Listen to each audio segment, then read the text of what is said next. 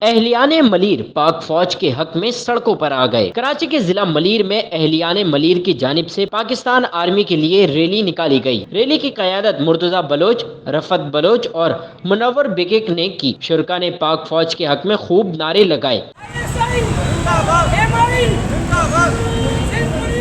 اس موقع پر مرتضی بلوچ کا کہنا تھا کہ پاک فوج ہماری ریڈ لائن ہے، افواج پاکستان کے خلاف کوئی بھی غیر مناسب بات برداشت نہیں کی جائے گی۔ پاک افواج ہماری آخری ریڈ لائن ہے، اب کسی بھی صورت میں برداشت نہیں کریں گے کہ ہماری افواج کے خلاف کوئی غیر مناسب بات کی جائے۔ کل اس سلسلے میں ایک بہت بڑی شاندار ریلی نکالی جائے گی۔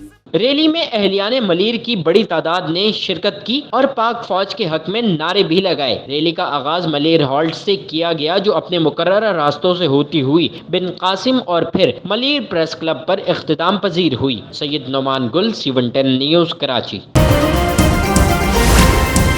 C110 نیوز، خبر کی اصل خبر۔